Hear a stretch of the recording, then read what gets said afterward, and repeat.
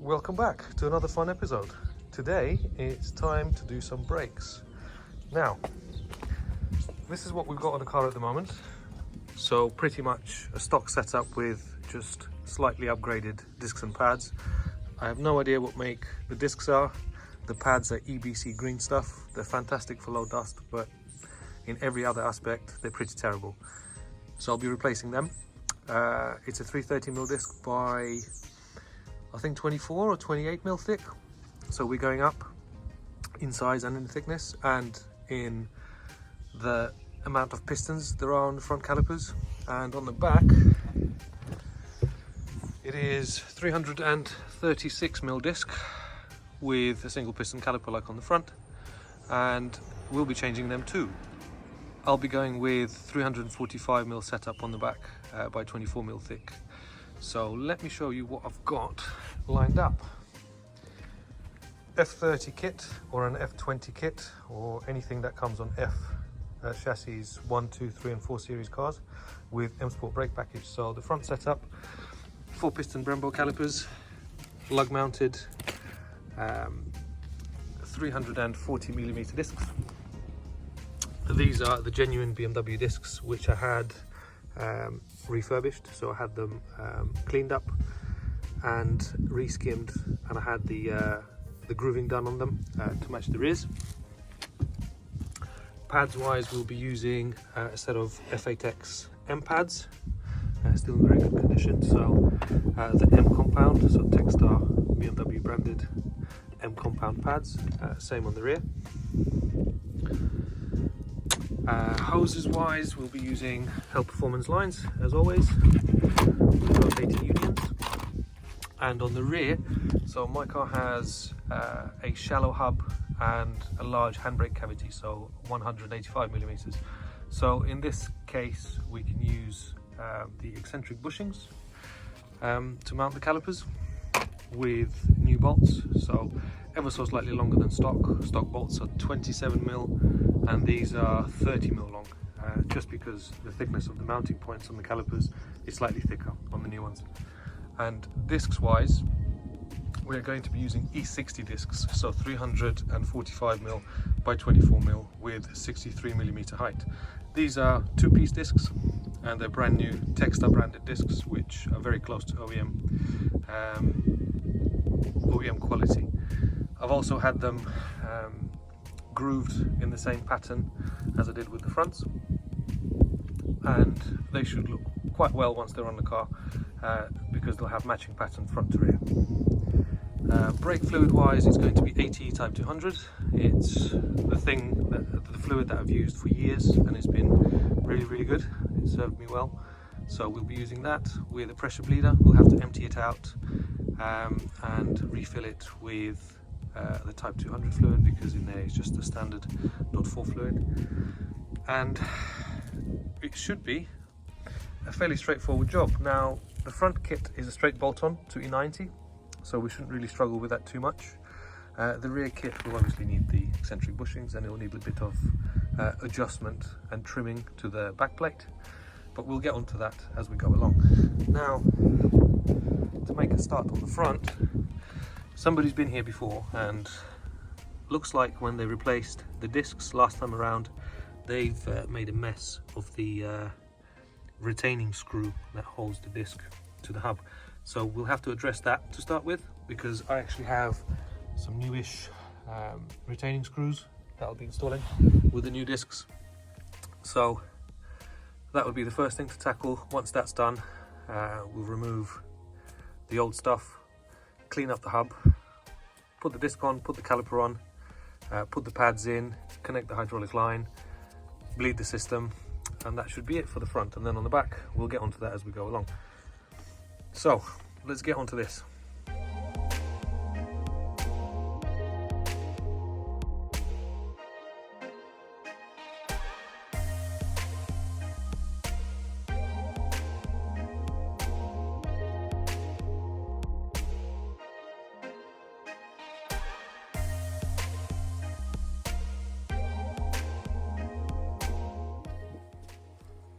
Let's try something a little different.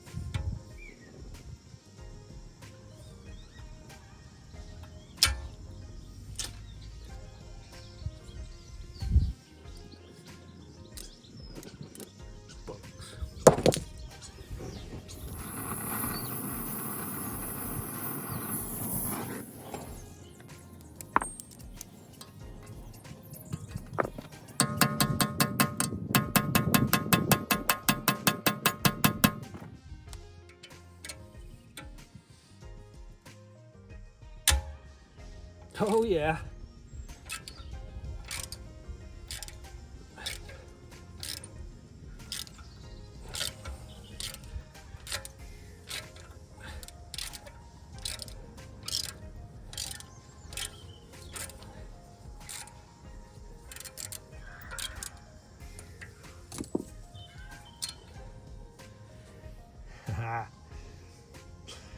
Well, I enjoyed that.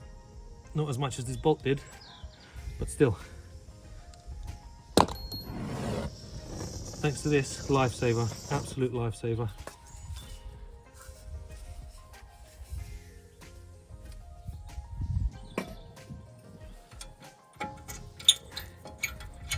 Now let's carry on.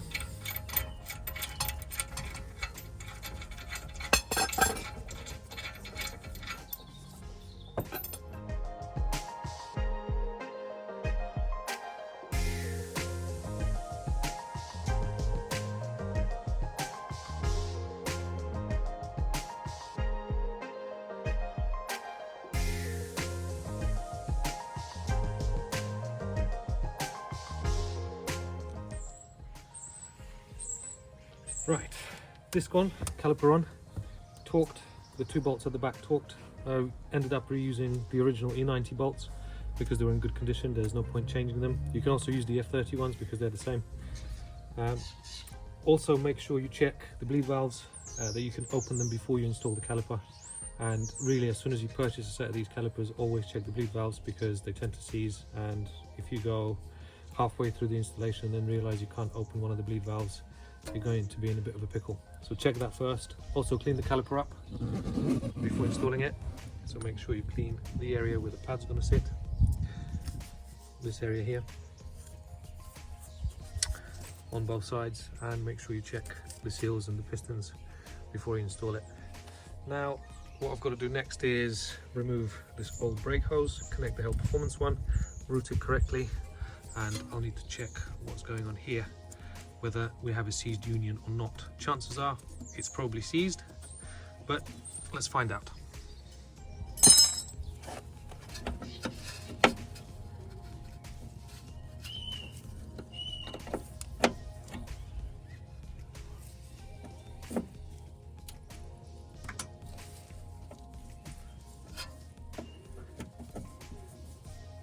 Oh my god, it's not seized. Well, that's a rare sight. Usually this union is seized on the brake pipe and you end up having to dismantle this clip. If you're having that problem, I did make a video about a year ago or so about how to get around the seized union issue without damaging anything. So have a look at that if you find yourself in that predicament, but I should actually be okay in this case.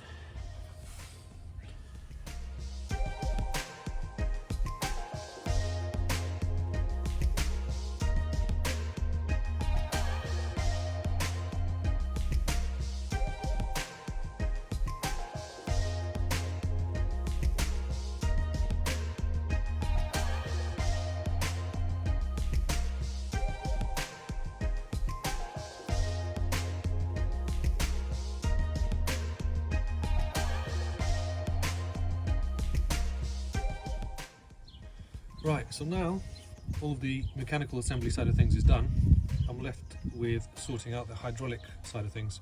So the hose is connected, everything went smoothly as I could have hoped. The pads are in. I've put some ceramic grease on the back of the pads to prevent them from squealing, cleaned up the retaining pins and spring. The valves are moving freely without an issue. So now what I'm going to do is I'm going to connect this up and remove as much brake fluid as I can without draining the system completely, and then I'll fill all the 80E Type 200 fluid into the brake bleeder, into the pressure bleeder, into this thing, and then I'll bleed the system through.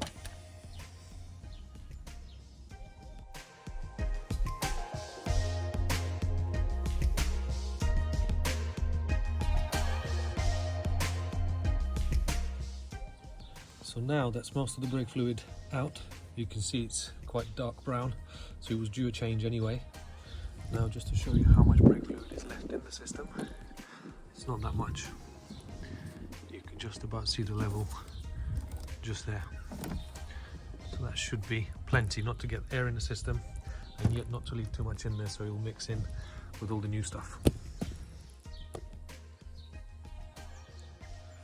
Right, so everything's ready to go.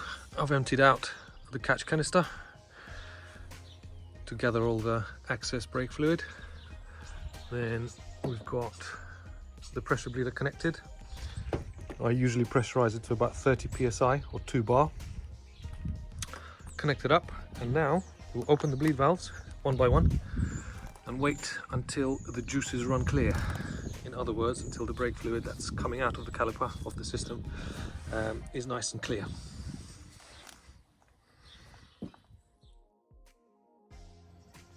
Some people also change the master cylinder to the M3 one, but in my experience you don't have to do that. As long as the system is bled properly, the pedal fuel will be fine. And some people insist that you need to code in the M Sport brake package. That's usually true on the F chassis cars, but on the E chassis car, again, you don't have to do any coding for these brakes to work the way they should. And finally, a point about the physical installation. The back plates can remain the same, the heat shields, the dust shields. The only thing you'll need to do is you'll just need to bend the edges out of the way to get the caliper to fit when you're installing it. And finally, the brake pad wear sensor remains car specific. So if you're installing these brakes on E90, you are going to carry on using your existing brake pad wear sensor. So E90 specific. The slot in the pads is the same across the board. So yeah, the E90 pad wear sensor will just slot into the f30 or f80 pads. So there you have it. One side done, now on to the other side. Luckily, the other side doesn't have the same problem with this retaining bolt that holds the disc to the hub. So it should be a hell of a lot easier. Plus, I don't have to talk through it. So hopefully another hour or so and the other side will be done. And then potentially tomorrow, I'll get on to doing the back and I'll release another video on how to do that. So as always, thanks again for watching and see you again in the next video.